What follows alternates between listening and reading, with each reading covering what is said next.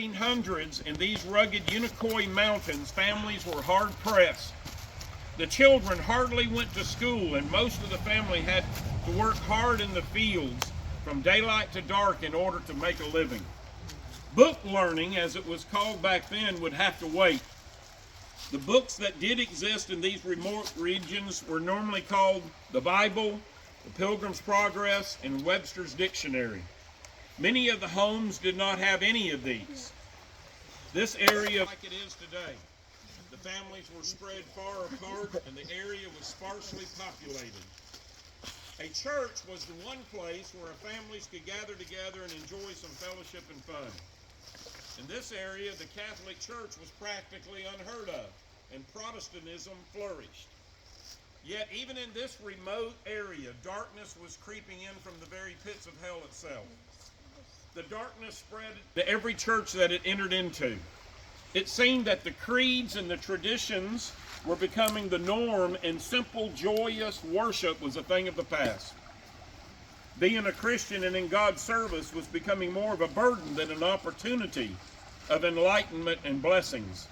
The churches were succumbing to the doctrines of rituals and men instead of faith. They were condoning sin and setting up denominational barriers that no one could cross. Rival denominations were fiercely denounced, and more than any sin that was found within their own ranks. Only at Easter and during harvest was there an occasional protracted meeting, but true spiritual revivals were disappearing. In 1884, this condition was so bad that sincere Christians found themselves in. One such Christian was Richard G. Sperling, a licensed minister and a Baptist pastor at Coker Creek. He had devoted himself to prayer and study of the Scriptures in search of a way to help lead the church out of the darkness that was covering the land. Another man, whose name was John Clemens, joined him in this fight. And for 2 years, these two men gave themselves to prayer, fasting, and biblical study for revival. According to the earliest chronicles of the events, Sperling became disturbed about the certain traditions and creeds that he considered to be a hardship for God's people. He saw a need for further reformation of the church beyond the Great Reformation of the 16th century. And Calvin and other reformers had brought about important changes. Their legacy focused on a right belief rather than a right relationship with Jesus Christ, and on agreement to doctrine rather than on a love for one another. Creeds became more important than the leading of the Spirit in one's conscience. This reformation of the churches in that region came not through his own direct ministry, but as a result of a revival in nearby Cherokee County, North Carolina. Since the 1830s, a growing cry for holiness and sanctification was heard in North America, especially among the followers of John Wesley and his doctrine of Christian perfection. Wesley had taught that all Christians should be going on to perfection, and that before anyone could see God, his heart must be perfected.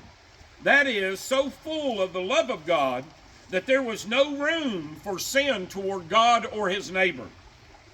Although Wesley understood that for many people this happened near the time of death, he believed that God could cut short, if you will, the time and sanctify seekers earlier in life. Indeed, that is what Wesley believed God wanted to do through the burgeoning Methodism that he nurtured. Timothy Merritt, Phoebe Palmer, and others took up the call to holiness with varying emphasis and promoted Wesley's doctrine in the United States. They differed from Wesley in that they particularly emphasized the instantaneous aspect of sanctification, the importance of testimony, and the outward fruit of a sanctified life.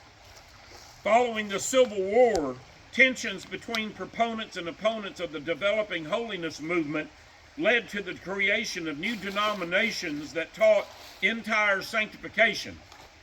Many in the holiness movement also accentuated the work of the Holy Spirit, sometimes equating the sanctification experience with Acts chapter 2's account on the day of Pentecost. Among those holiness proponents, Benjamin Hardin Irwin took a more radical approach to Christian life and taught what is called the third blessing, also called the fire. His message was influential in eastern Tennessee and western North Carolina, where Sperling was ministering. From early chronicles of the time, this is what was written. The result of prayers and research on the part of Mr. Sperling and his companions proved three things to their entire satisfaction. First, in the 16th and 17th centuries, when the noble and illustrious reformers were throwing off and breaking out from under the galling yoke of Romanism and launched what is commonly known as Protestantism, they failed to reform the creeds. Secondly, they adopted the law of faith where they should have adopted the law of love. And thirdly, they failed to reserve a right-of-way for the leadership of the Holy Spirit and conscience. Beside the aforesaid points, they were awakened to the fact that God's church existed only where his law and government was observed by his children. Sperling and his sons were particularly troubled with what was called landmarkism,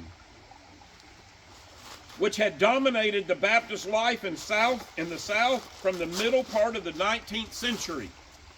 Coined by James Madison Pendleton and advocated by James Robinson Graves, editor of the Tennessee Baptist, the term landmark came from Proverbs 22 and 28. Remove not the ancient landmark which thy fathers have set. Pendleton and Graves taught that Baptists were put of a line of Baptist succession, that landmark